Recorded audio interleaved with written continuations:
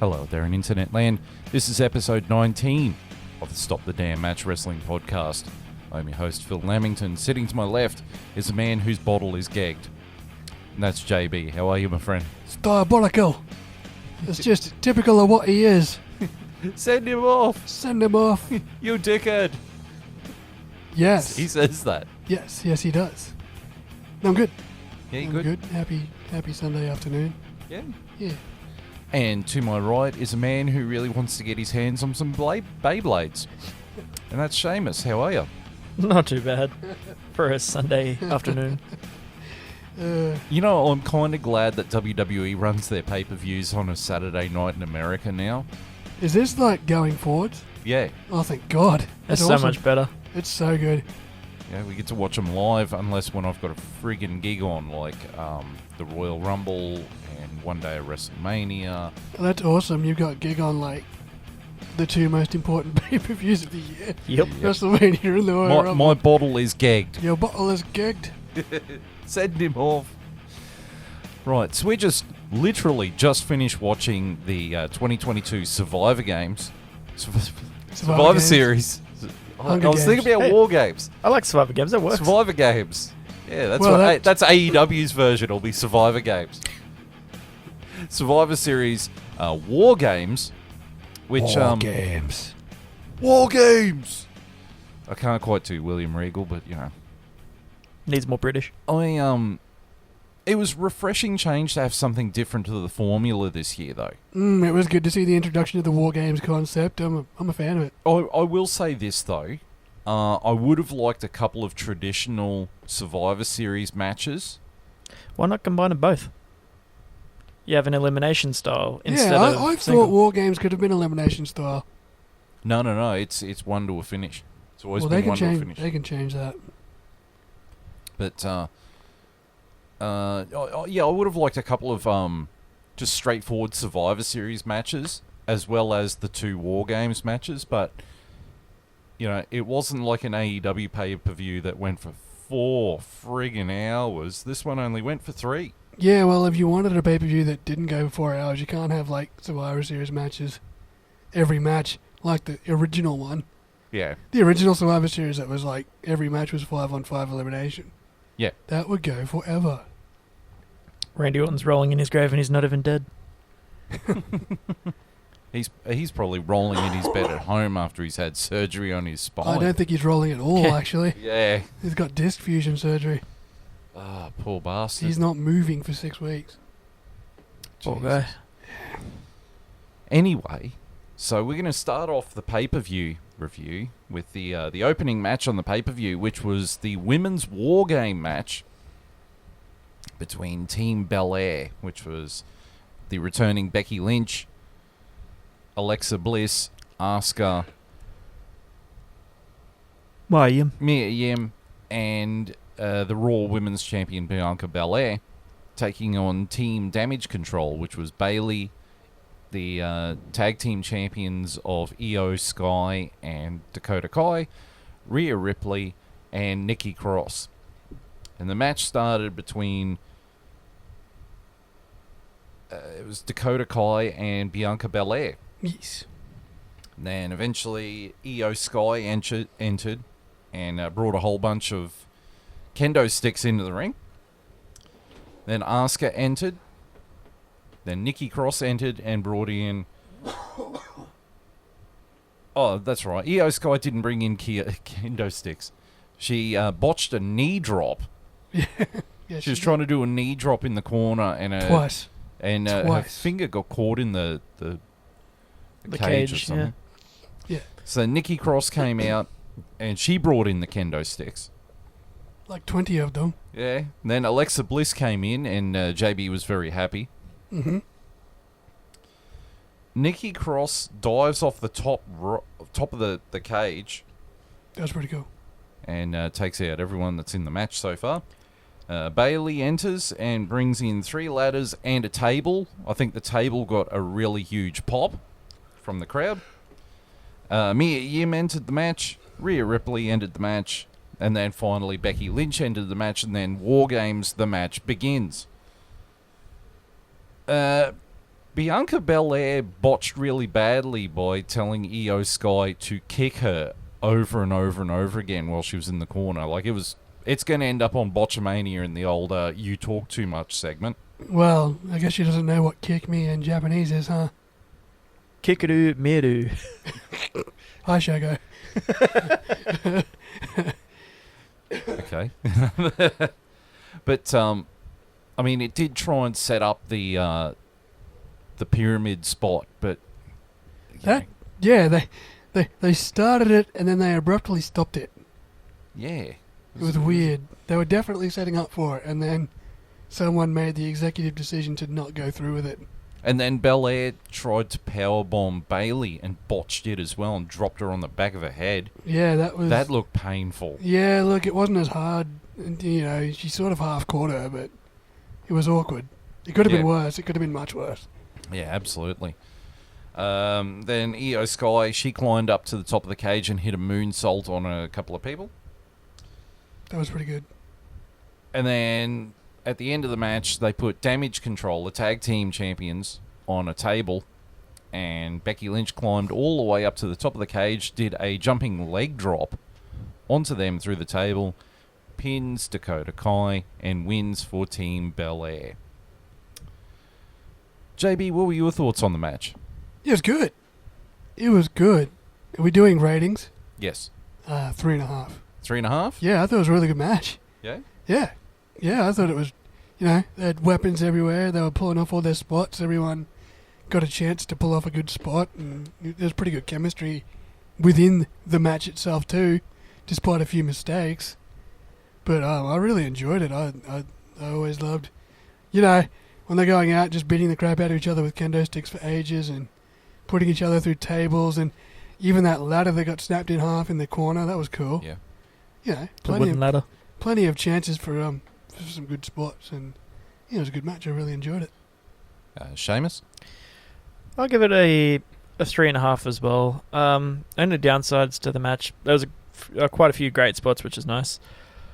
Downsides would be Maya Yim and Alexa got pretty much zero offense in. Alexa got a little bit, but Maya Yim was very quiet that match. Well, Mia Yim did that spot where she dove through the middle rope from one ring to the other. That was pretty much Hit the that only spear. spot, though. You look at it compared to Becky and Asuka.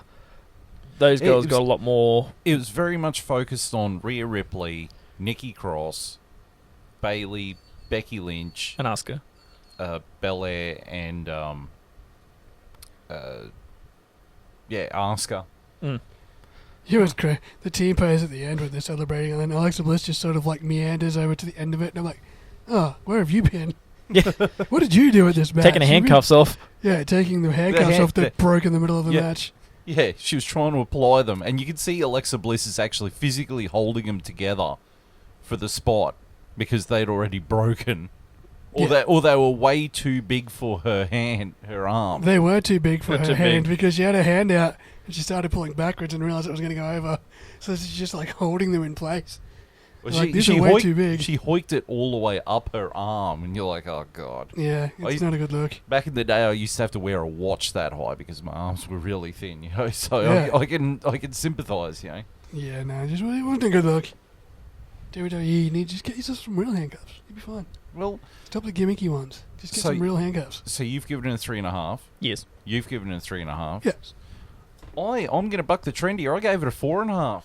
I actually, besides the couple of botches in it, I really enjoyed it. It was it was the kind of chaos you want in a War Games match, Yeah, it was. and it showed majority of what the women could do. Like the Rhea Ripley's, it was based around X amount of women, but it just felt like a really solid match, and it was a really good way to kick off the pay-per-view. Yeah, it was. It was, Definitely. It got the crowd hot, and it just, from go to woe, I was entertained by it. Yeah, it was great. It was really good. So then we get to the next match, which was AJ Styles from the OC versus Finn Balor from the Judgment Day over which faction is the better faction and which leader of the Bullet Club was the better leader of the Bullet Club. without including the leaders that took over leading the Bullet Club after they left, aka no Kenny Omega and no who's the current New Japan champion and the leader of the Bullet Club? It's Jay Lethal. Not Jay Lethal. Oh, not Jay Lethal. Sorry, the other Jay. The Kiwi guy. Jay Lethal's Kiwi. No, Jay Lethal's. No, Jay. Yeah, that guy. Yeah, the Kiwi guy. The angry Kiwi guy. Yeah. Anyway, so Jay White. Jay White. Yes, he's the current leader of the Bullet Club. Get a more memorable name, for God's sake. He was a Kiwi. Can't even remember your name. That's what it's all about, eh? I just remember him being really angry. No, that's Canadian, what I just did. That was wrong. And anyway, right. So it's AJ Styles versus Finn Balor. Fuck it, we'll start this bit again. Look, I thought this match started off pretty damn slow, to be honest. This whole match was pretty damn slow. They have good chemistry together.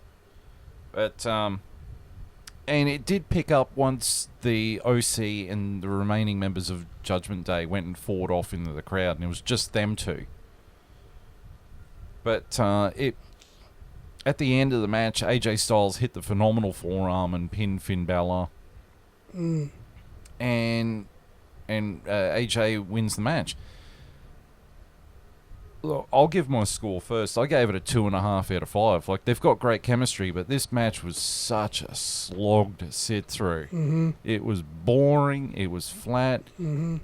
There felt like there was no build for the end. Like, he hit the phenomenal forearm and that was it. Mm-hmm. And I was just really disappointed in the match. Yeah. Sheamus? I gave it a 3. It was an okay match. Nothing special, nothing good. Unfortunately, when it comes to these two guys, you're kind of expecting greatness, which is a shame. Like, there wasn't nothing particularly wrong with the way that they were wrestling. It was just very slow. Very slow. And the end kind of fell flat. There was no real, as you said, real build coming up to that. It was just, hey, look, phenomenal forearm, and that was it. It was like, okay.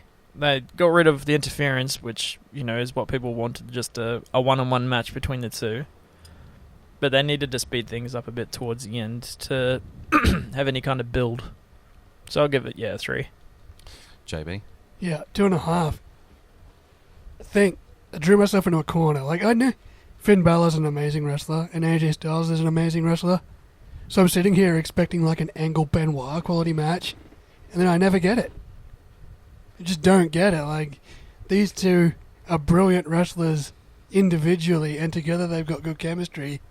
So why can't they put on a 5-star match?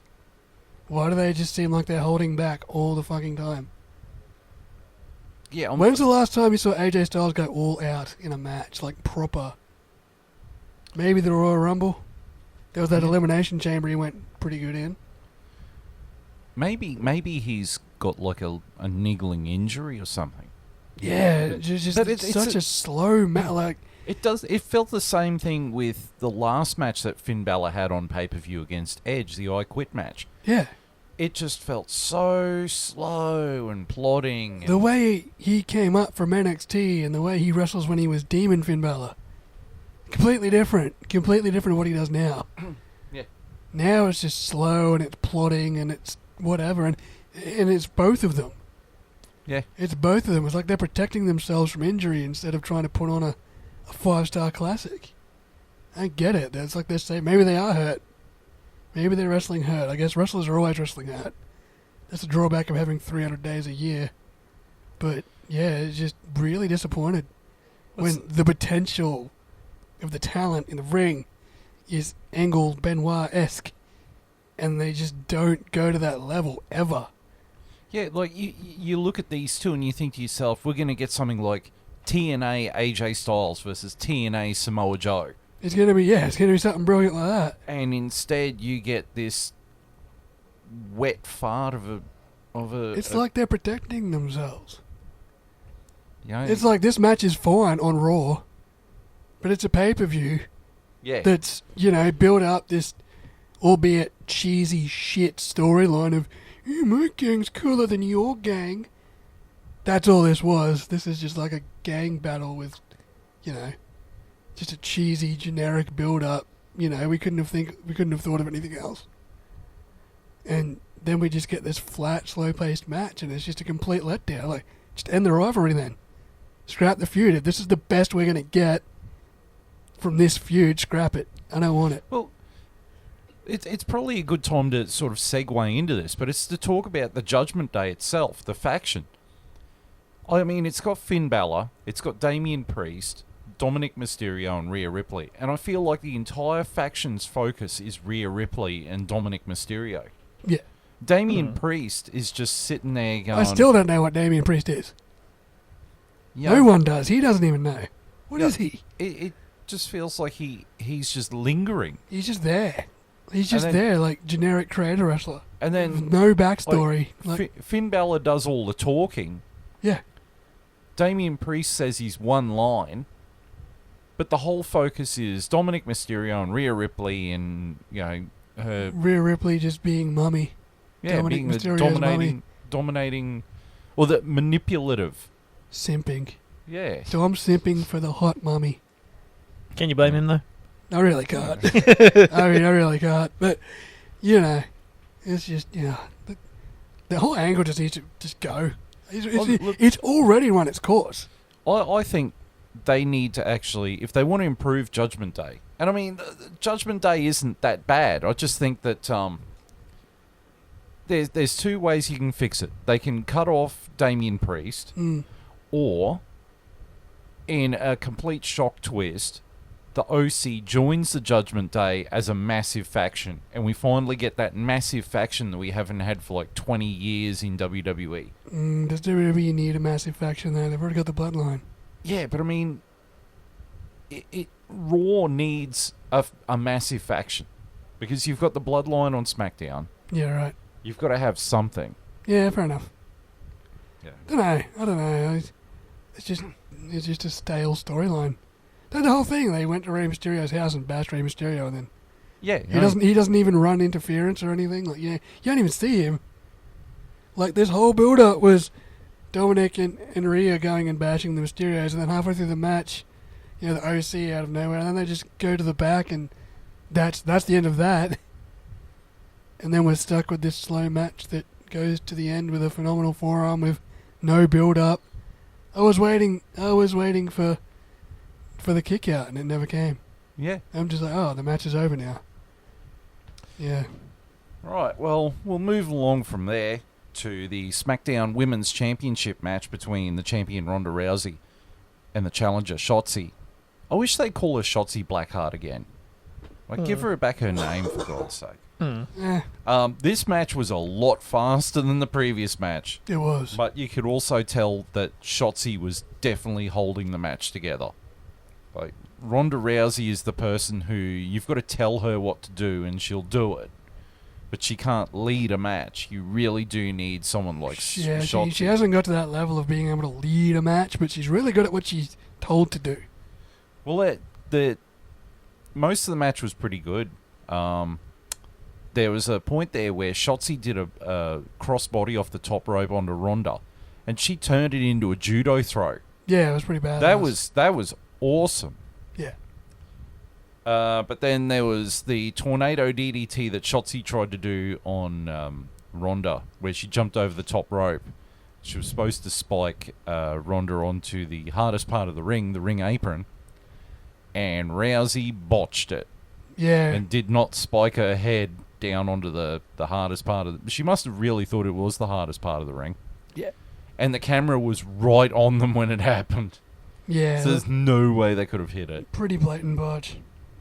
And then Shotzi put Shayna Baszler and Ronda Rousey in the crowd and did a crossbody off the apron onto them, onto three lucky fellas in the front row. And all six of them tumbled over. That was a pretty good Those spot. lucky three guys. But eventually, they got back in the ring. Shotzi was on the top rope. Ronda Rousey jumps up and does a judo throw off the top rope. And then rolls through and turns into Piper's Pit. And then locks in the armbar and Shotzi taps out. And Ronda Rousey retains via submission. Sheamus, what were your thoughts on the match? Like, we all knew that Ronda was going to win out of this. We knew that Shotzi was never going to win, which kind of took a lot out of it. Like, at least when it was Liv versus Ronda, we knew Liv was actually going to stand a chance because she had a bit of, guts in that. There's no build really to it. It was just, hey, look, Shotzi's here. Hey, look, she's going to have a women's championship match. Who really cares? I give this a 2. Like, the match itself wasn't horrible. There's just no build to it, which made it feel really flat. That's pretty much it. There was a couple of good points, but yeah, that's really it. This sort of highlights my viewpoint that maybe this should have been a traditional Survivor Series match. Yeah, but I think one of the ladies got injured, like legit injured though. I can't remember what her name was. Raquel Gonzalez. Raquel, yeah. Yeah. Is she legitimately injured, or was it just kayfabe? I think it's just kayfabe. Okay. Yeah, maybe so then. They still could have done a 5v5. Hmm. Or, enough women that were doing not much. Or had another Liv Morgan rematch. Unless they're trying to rebuild Liv Morgan. Which maybe, like Sarah Logan's back in WWE, if I'm not mistaken. So yeah, she's with her husband's tag team, and her name is now Valhalla. Oh yeah, because she's with the War Raiders, yeah. Yeah. Or Viking Express, whatever the fuck you want to call them. JB, your thoughts on the match? Yeah, I gave it a 2 as well. It's a good match. Good technical match. It just didn't really have much to invest in. It's just like, just waiting for Ronda to tap Shotzi out. And eventually it came after about 5 or 6 minutes. Came quicker than you did. Yeah, I think that was the problem with the match, was we knew Shotzi wasn't going to win it. We know that Ronda's going to drop the belt at WrestleMania. So everything that's being fed to her is just killing time, really. Which is why I think they should have just gone with a traditional Survivor Series match instead of a women's championship. Women's championship match. Mm. I gave the match 2.5. It was certainly a lot more upbeat than the previous match, and actually built to a finish. But that rather nasty botch sort of took it down a peg for me. You can still see that there's issues with Ronda Rousey not being able to call a match. Being the heels are supposed to call a match, and Shotzi's had to carry her through the match. You could tell that. And honestly, in no way, shape, or form is Shotzi ready for a world title run. No. So, yeah, it's just feeding faces to the heel machine. But I thought it was better than it was better than what it deserved to be. In what way? You mean what? It was. The match was better than what it deserved to be. It had bugger all build up. It wasn't a complete squash, I guess. No, which it easily could have been. Yeah, it should have been just a 5-minute squash, but instead we got something that was entertaining enough. It was more entertaining than the previous match. Yeah. Yes. That's my point. Like it didn't. It was no more investing, but it was entertaining. Because of the lack of investment in it. It did better than it deserved to. Yeah. They can both sort of be happy with the match. Yeah. Yeah. In spite of. And I mean, Shotzi got to be on a pay-per-view and get a title match, and she showed that she's actually quite good in the ring. Mm-hmm. So, And Ronda stays big monster heel champion. Win-win. Win-win. Right. So the next match was the triple threat for the United States Championship between the champion Seth Rollins, Austin Theory, and Bobby Lashley. And the first thing that we noted was that while Austin Theory was coming out for his entrance, on the Titantron behind him they had the commercial for the Beyblades. Yeah. Now I want a Beyblade. You'd like an Austin Theory Beyblade? I want an Austin Theory-based Beyblade. I haven't seen one of those things since 2002, like in real life. We used to battle them all the time at lunchtime, but I haven't seen a Beyblade for real since about 2002. A-Town Beyblade down. Yeah. A-Town Beyblades. So that was a ginormous botch in the match, was that? Is he going to do How's that for a kick in the dick? You don't even have an entrance music video anymore. You've just got An advertisement. yeah. Your entrance video is an advertisement, a literal advertisement. Is he going to do like this, the Swiss swing and just call it the Beyblade swing or some shit now? I don't want to know. I really don't want to know. So I thought, again, this was a pretty fast-paced match. But at first, it seemed like the guys didn't know how to handle doing a triple threat match. Like it just seemed like one person would get thrown out, and then we'd have a one-all match for a couple of minutes. Austin Theory was that guy. Yeah, he kept getting thrown out, and Yeah. then the other two would bash each other up for a bit. And then he'd try and get back in, they'd throw him back out. Or eventually, Bobby Lashley got turfed out, and there was him and Theory. But it did pick up and even get even faster, because it did start off pretty fast, and it got faster. And at one point, Bobby Lashley locked in the Hurt Lock Yes. on both guys at the same time. Which I don't know how that works, but okay. Yeah, It's like the Theory was the meat in that sandwich. But eventually, so Rollins set up Theory for the top rope superplex, then he turns it into the Falcon Arrow. So he hits the superplex part, wakes up Theory for the Falcon Arrow. Bobby Lashley spears Seth Rollins while he's got him up, and Theory pins and wins the United States Championship from Seth Rollins. JB, what are your thoughts on the match? I was going to give this match 2.5, but I'm bumping it up to 3 because I really loved the finish of this match.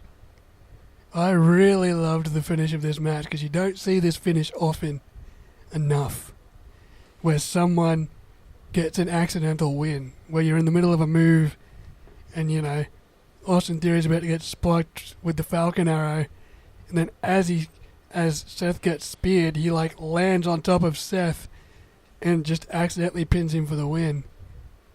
You know, I love that sort of finish. You don't see that finish anymore. You don't see the finish where like it was like Triple H and Stone Cold in a steel cage match, and they swung chairs at each other and they knocked each other out, and I think Stone Cold fell down first, and then Triple H was also unconscious but landed on top of him and wound up winning the championship for retaining the title via pinfall, like accidentally. Like you don't see that finish anymore. Every finish is like, especially like the AJ Styles finish was like so telegraphed and so yada. Oh, the Ronda Rousey finish, the AJ Styles finish just seemed rushed. But I mean, the Ronda Rousey finish was so telegraphed. This one wasn't. This was no one thought Austin Theory was going to win this match, and he goes out and he wins it accidentally. You know, United States champion again. You can see the faces in the crowd were like, oh shit, he had no right to win that match, but here he is as US champ. You know, on one of those cool finishes. Shane? I give it a 3.5, just as Johnny said, for the ending. The ending was quite good. Quite unexpected. I definitely was expecting Lashley to pull that one out. Well, actually, no, sorry. I was expecting Seth doing that just because Seth's so good with that title, he makes it feel legitimate. And he actually, all three, two of them, Lashley and Seth, make that title feel legitimate because they are quite good. Lashley is good at, the big ass kind of pummel the shit out of your opponent that make them submit. And then Seth's your all-rounder, which is just good at everything. Those two are really, really good. And then Austin is good at being kind of like the wily heel that kind of finds a way to pull it off being a heel, with cheating. Not so much cheating in a way, but kind of picking his opportunities. Sort of like a dollar store edge. Like, I was thinking when Seth Rollins was in the Authority. Not kind of as much of a kind of dickish heel, but sort of getting it to that level. Seth was like a brilliant heel with that. Everybody hated him because he was such a pain in the ass. But yeah, I do like Austin. I hope that they kind of double down with him there and give him more TV time.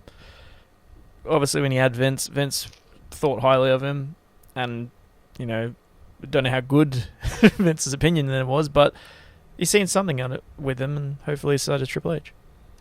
Well, I gave the match a 3.5 out of 5 too. I thought the pace was really good, and I did like the ending as well. My problem is I can't stand Austin Theory. I think he's bloody vanilla. Yeah, he's pretty very generic. You know, he's got sort of nothing to his character, which I know what the fuck Vince saw in him. It's like a creator wrestler. He's just like a creator wrestler. He's just like, oh, he's the big jack dude, sort of handsome looking. Let's put him in some boots and some trunks and send him out there. You know who he actually reminds me of is Drew McIntyre when he first came to WWE. Yeah. Like, he had the really cool entrance music, but in ring he was there. Yeah, they stuck the IC title on him, and he was there. Yeah. Now Drew McIntyre's got a character and has got a bit of gumption to him, but and add to that fact, I mean, like Austin Theory cashed in Money in the Bank on the US title. Yeah, what the fuck? That was an absolute waste of the Money in the Bank. Like, if they didn't want him to cash in on the world title, they should have had him drop the Money in the Bank briefcase to someone else to cash it in on Roman Reigns. Or just cash it in and still lose the match. Yeah. Cash it in and get dropped by a spear.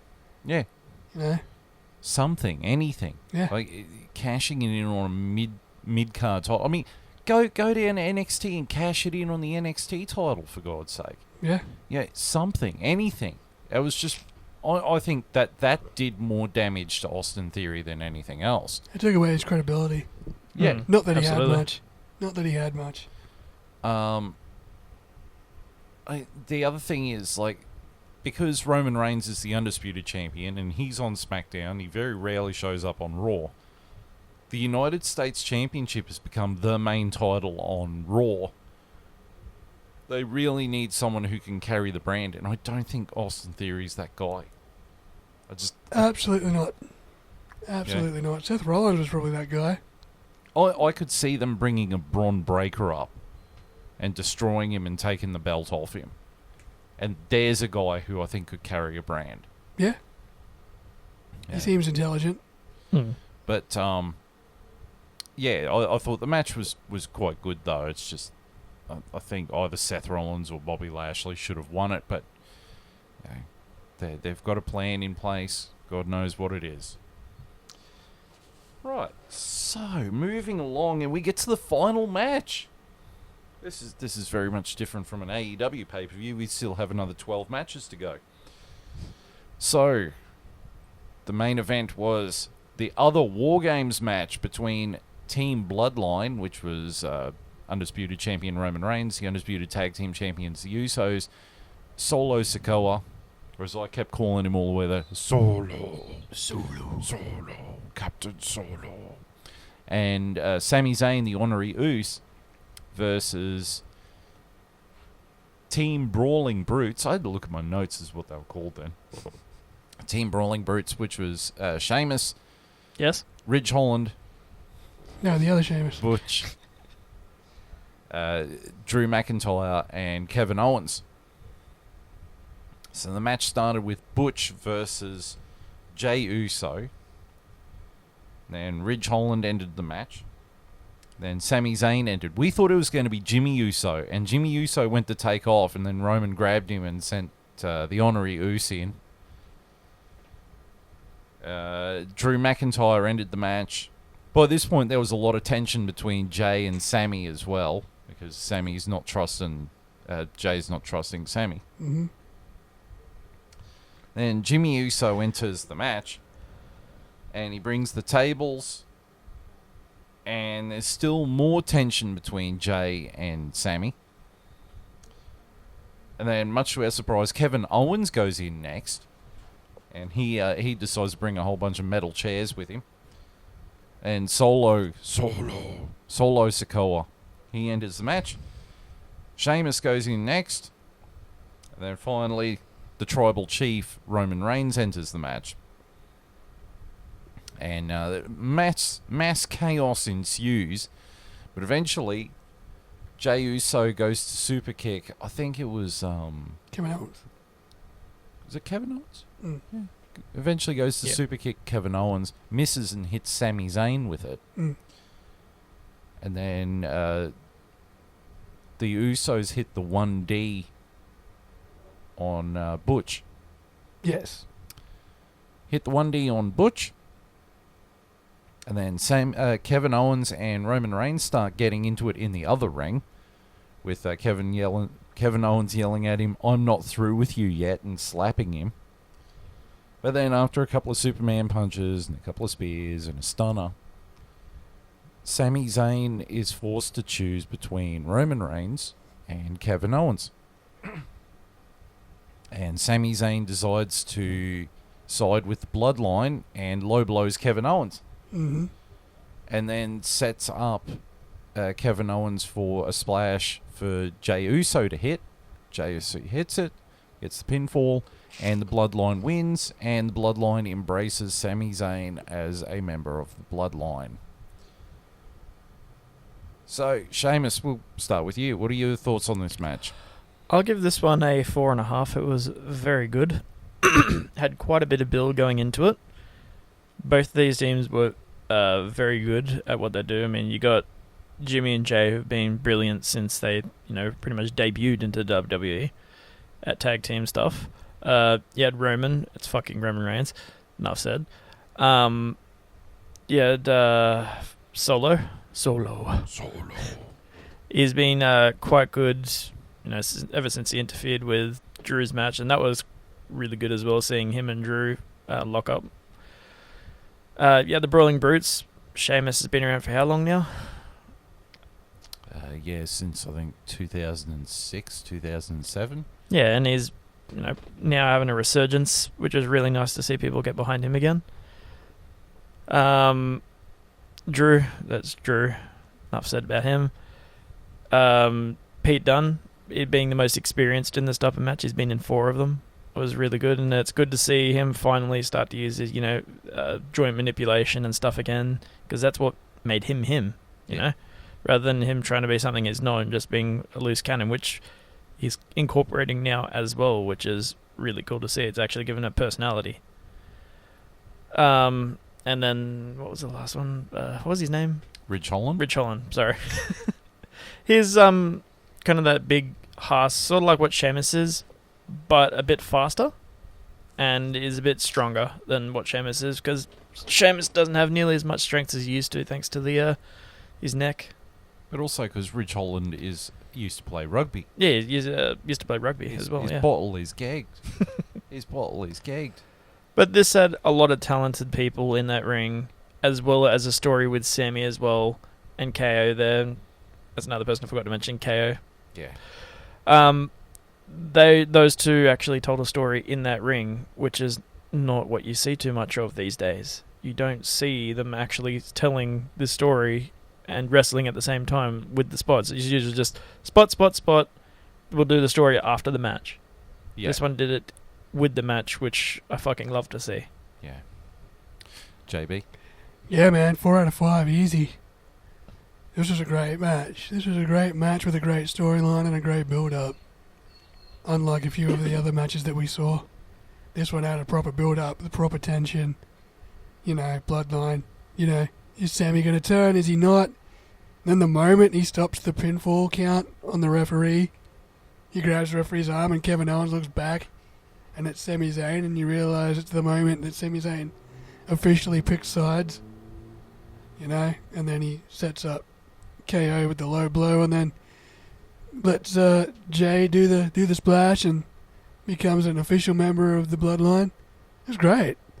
It's good storytelling. Like, everyone was waiting for Sammy to turn on them, and he never did. Even when he got super kicked in the head by his own team.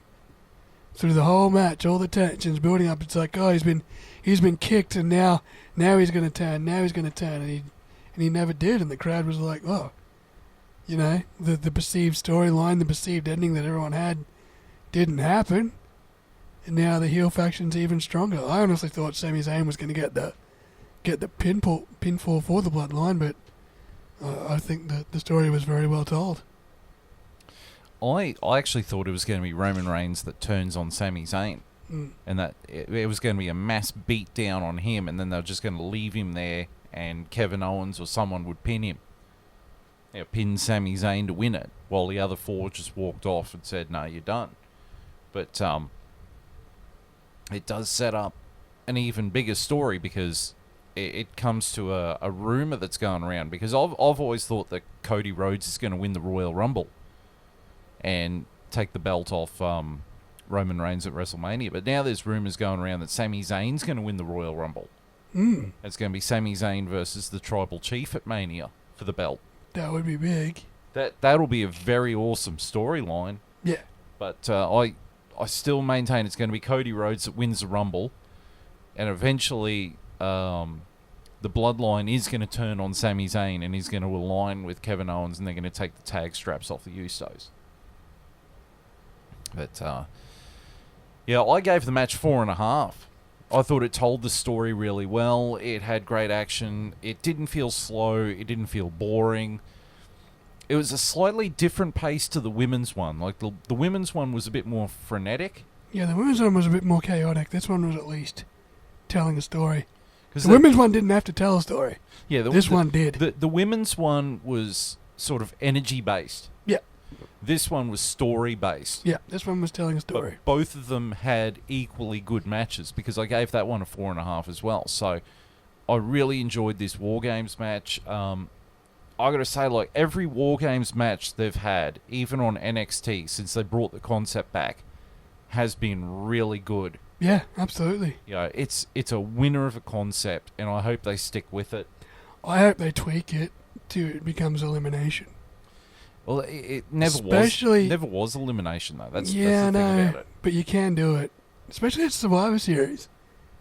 Is this the Survivor Series that we haven't had a 5-on-5 proper elimination match? No, yeah, first one in a while that we haven't, because 1998 was the Deadly Game tournament for the WWF Championship, and there was another couple there where there was no eliminate. It was no Survivor Series matches on there a couple of years ago. Yeah, it just seems odd that you've got a Survivor Series pay-per-view without the traditional 5-on-5 elimination match. Oh, there was 2002. 2002 didn't have Survivor Series matches. It had the debut of the Elimination Chamber. Ah, yeah, well, that's an elimination match. Well, it's interesting that, because the Elimination Chamber match occurred because there was a compromise between Vince and Triple H, because Triple H wanted to bring back War Games way back then. And Vince was like, it's a WCW idea, so therefore I don't like it. And then he came up with a compromise, which was Elimination Chamber, which was a combination of Survivor Series, Hell in a Cell, and War Games. And I mean, it's a great match in its own right. Elimination Chamber is one of my favourite match concept. And I honestly feel if you had two world titles, like if they were split, if it wasn't the Undisputed Championship, I feel like the winner of the Royal Rumble gets a title shot. They get to headline main event WrestleMania. The other brand that doesn't have someone challenging for it needs to have whoever challenges for their title at WrestleMania needs to win the Elimination Chamber match to get there. Yeah, right. Okay. Definitely incorporate the concept, especially now that Triple H is going away from gimmick-based pay-per-views. Oh yeah, that's so great that he's ditching those stupid names. Yeah, he needs to just bring back the WCW names, the old ones, Armageddon and Judgment Day. We'll get to that in a sec, because I've got something I want to bring up. But yeah, we'll finish this pay-per-view off first of all. So overall, I thought this was really great pay-per-view. There was a couple of matches where you're like, oh, we could have done without that, or it could have been something better. Yeah. But overall, I gave it 4 out of 5 cheese graters. Yeah. What would you give it, JB? I give it 3.5. I mean, you have to skip the AJ Styles match, and you have to skip the Ronda match. But if you just want to watch if you want to watch it for the two War Games matches, go ahead. Like, they're both brilliant. The women's and the men's. Even the triple threat match was pretty good. I'll give it a 3.5 as well. Yeah, as Johnny said, the things that take away, unfortunately, were the AJ and and Finn match, which is a fucking shame. On paper, that's such a brilliant match. Absolutely. It looks so good on paper. I was quite excited for it, and then it just flopped. It's Yeah. like, fuck. And then the women's match as well. It's like fucking... That's a piss break match. That's what that was. Yeah. And yet, that women's title match was still anything. It was still better than anything Jade Cargill has done. Hey, she can cosplay, and that's about it. Oh, God, she just boils my piss. Right, so I actually did this up a couple of weeks ago as an idea of what I'd like the WWE pay-per-view names to be. And I'll just run it by you guys, and you tell me what you think. Trash. So, my idea is for the WWE pay-per-view schedule. So, January, Royal Rumble with Royal Rumble matches. Course. February, I'd like to see No Way Out come back. And with, like, no world title matches on it. Like, have your undercard title matches, yeah. But the main event being the Elimination Chamber for the other WrestleMania spot. Which... Sorry, go off. That'll make sense as well. I see where you're going with that. Elimination Chamber and No Way Out being, Yep. you can't get out of there. That's a really good idea. But also, what they used to do back in, like, 97 and 98 was the pay-per-view before WrestleMania, after the Royal Rumble. They would have an 8-man tag match where it was, like, the winner of the Rumble and the WWE champion. And 2 or 3 other major storylines going into WrestleMania. They would have an 8-man tag of 4-on-4 with those storylines to build them towards WrestleMania. Because that's what it usually is February is usually either continuing the storylines made at Royal Rumble for Mania, or to start a few smaller, stories before it hits Mania. Because specifically the 1998 one, like you had DX, which was Shawn Michaels and Triple H, teaming up with the New Age Outlaws, who were the tag champions, to take on Steve Austin, Owen Hart, and Cactus Jack and Chainsaw Charlie.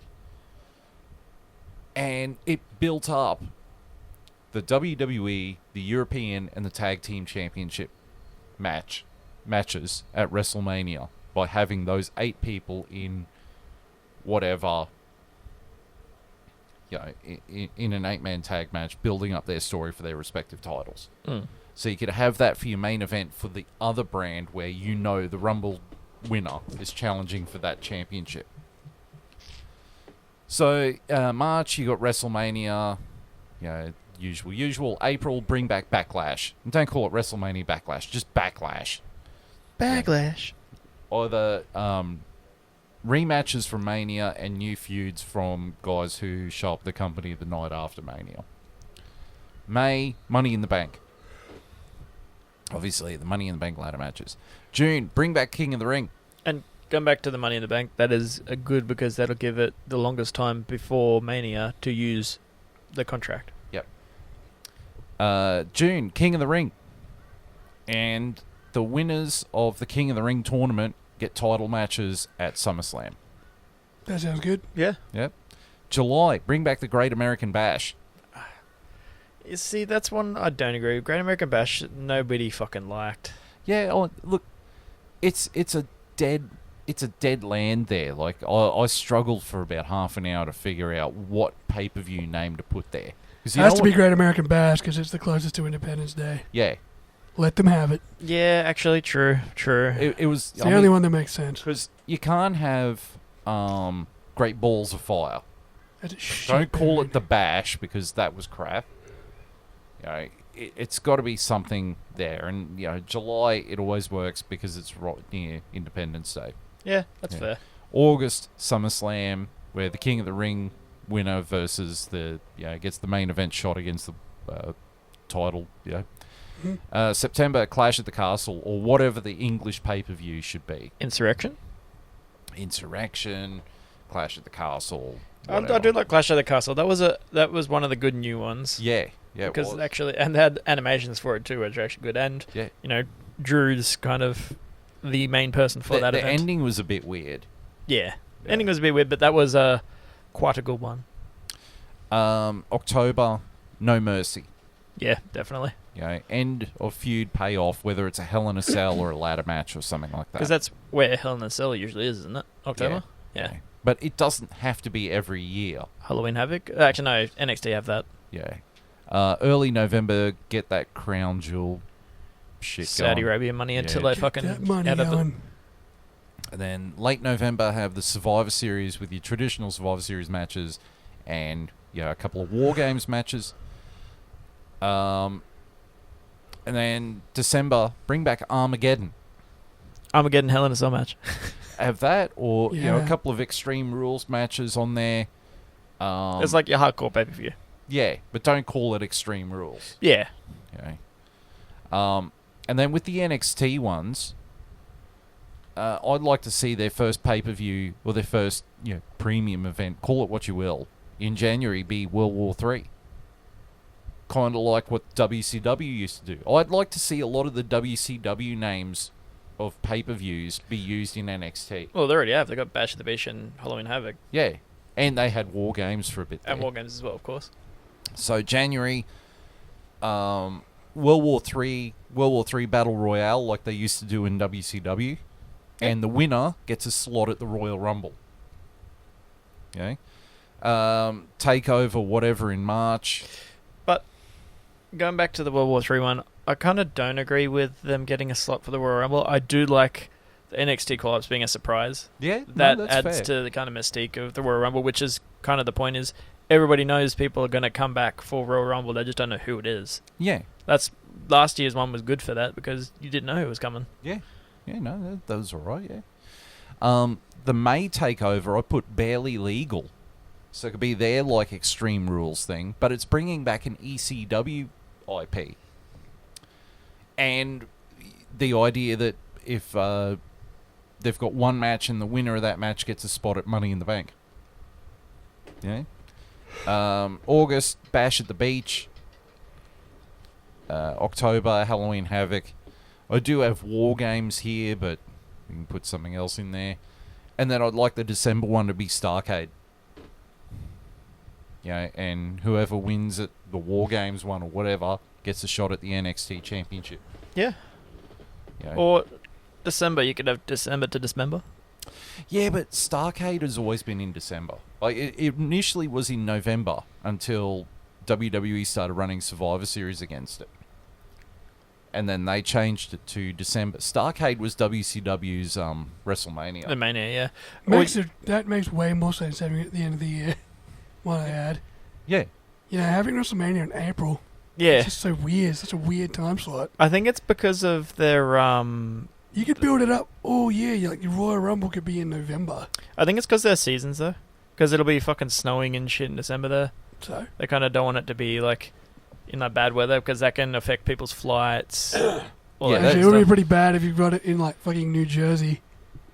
Considering Buffalo got 6 feet of snow last weekend. Yeah, that's fucking crazy. Yeah.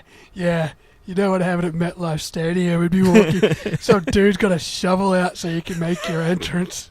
yeah, but I mean, look what happened at WrestleMania last year. The show's about to start, and it started pissing down rain because it's an outdoor venue.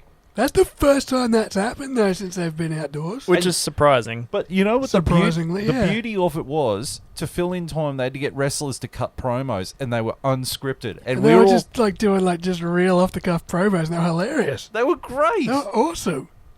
It's just like that's what started the get rid of the scripted promos thing. Yeah. That's what makes that kind of stuff really good. Is WWE are really good at thinking on their feet. Yeah. To be able to, that's one thing Vince was quite good at when he was still in charge. Is if it needed to, he was good to kind of say, okay, fuck up, we're going to do this, this, and this instead. Like, look at the fucking Crown Jewel when the wrestlers got taken hostage. He actually made good with what they had to do with the wrestlers that were there, and they called it. That's when the NXT invasion thing happened. Yeah. I think that was more Triple H who did that, eh? Because he was still he was still at Actually, right, because Vince is still on the fucking jet. Yeah. Triple H was like, oh god, what are we going to do? And called up the NXT guys. And then we got one of the best Survivor Series in a few years, whereas NXT versus Raw versus SmackDown. That was that kind of like invasion angle done properly. Yes. Absolutely. I wish they fucking kept that. I wish they kept NXT versus Raw versus SmackDown for for Survivor Series. That's fucking brilliant. Well, there you go. You could do something for July instead. Is have your bragging rights pay-per-view or whatever it is. Yeah. You know? Have you like your brand versus brand versus brand? Yeah. And that would also further the storyline going into Survivor Series of the King of the Ring winner who's challenging the world champion, or their champion. They're on the same team, and they either turn on each other, or there's questions about whether they can coexist. And you've also got the Money in the Bank winner looming in the background as well. And if you include NXT, it also gives them a good opportunity for the people that only watch Raw and SmackDown to go, oh, who are these guys? Wow, these guys are actually pretty good. Yeah, to sit there and see someone like Braun Breaker and go, holy crap, this guy's awesome. Or they're Grayson Waller or something like that. Well, apparently the rumor is that Triple H is bringing up Grayson Waller soon. To the main roster. I think he needs work with his promos because he sounds like he's still reading off a script. Because he probably is. Yeah. And it's worse when he's Australian because you can clearly tell when he's... you sound like a dog. Oh, God. I really want to see Bronnon come up to the main card. Yeah. He'll do so fucking well on the main card. Yeah. I just don't know who would put him up against, though. He's a hard one to kind of pit people with, though. Who's someone at his style? Maybe AJ? Finn Balor. Yeah, Finn, actually, yeah. Actually, there's a really good feud. Put him straight in with Damian Priest. Give Damian Priest something to do. Damian can't cut a fucking promo to save his life, though. Yeah, I know, but... Bron can. Just let Bron do Steiner logic. It works. It works. Bron and Finn would work, because Finn can cut a promo. So can Bron. You need someone that can go toe-to-toe with him on the mic. Yeah. But, I mean, the next NXT show, Deadline, has got the Iron Gauntlet match. Which, I'm intrigued. I am intrigued with it. The name sounds like something that fucking Vince Russo come up with. Yeah, true. But it's 25 minutes. Iron Man on a pole match. Yeah. Bottle Viagra on a pole match. Yeah. That works. Or a recording contract on a ladder match. I kind of see where they're going with it, though. It's kind of an Iron Man tipped on its head, Yeah. It's given a good twist. You know what it reminds me of? King of the Mountain match in TNA. Yeah. Where it's got the penalty box and all that stuff. Yeah, it adds a different flair to it. But it doesn't overcomplicate it like the King of the Mountain match. You try and explain the King of the Mountain match to someone where... Okay, there's 5 guys in the ring, and you've got to get a pinfall in order to be eligible to climb the ladder to hang the title belt. And the person you pin or submit goes into a penalty box for 2 minutes. And you just sit there and go, this is overly complicated. Like, it's a fun match to watch, but trying to explain it to people, you just go, oh, God, I give up. Vince Russo hard at work here, At least Money in the Bank's like, climb ladder, grab briefcase, you win. Yeah. It's easy. Not climb ladder and hang the belt so you can win it. It should just be you get a shot at climbing the ladder so you can pull the title belt. Yeah, once you pin and submit somebody, you can climb the ladder then. That's it. Yeah. All right. So is there anything else we want to talk about? I think that's about it. I think we've discussed the pay-per-view. I don't think we really need to discuss CM Punk in AEW because, my God, like, it's, just chaos. Poison jealous now, mate. He's done. It is. I used to hero worship CM Punk. Oh, we all did. And then he does that, and I'm just like, I just want him to bugger off. Just go away. Mm-hmm. Yep. He has got X-Pac level of go away heat. X-Pac heat, the heat you don't fucking want. Yeah. But it's nice to see Jamie Hayter is getting a push, as one of the guys from What Culture would say, getting a push. Scott Steiner versus CM Punk in a Take Me Back match. Winner gets a contract with I'll tell you WWE. though, One world title build-up that I'm really into is the build-up on Impact between Bully Ray and Josh Alexander, where Bully Ray, he won a tournament, so he's got a trophy that says he can cash that in for a world title shot. Money in the Bank trophy. Kind of, yeah.